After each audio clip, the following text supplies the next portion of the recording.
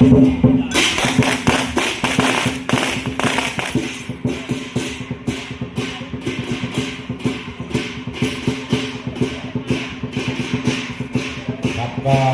จะได้ชมความตื่นเต้นความหวาดเสียว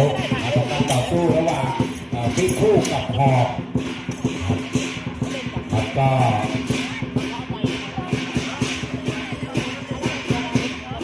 พวกเราดูไปก็ลุ้นใจนะครับตื่นเต้นกับการต่อสู้ของก็โดยใช้พี่คู่แล้วก็หอกซึ่งเป็นอาวุธ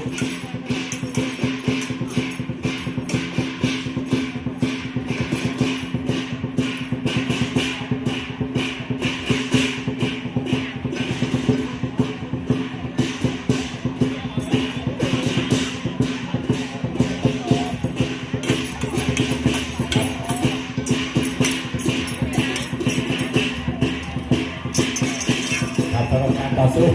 ต้องใช้ความระมัดระวังครับโอ้โหมาสิ้นสุดกับอาวุธปืนทิ้งหอกทิ้งดาบคู่ดวลกันด้วยปืนพบไปแล้วสำหรับศิลป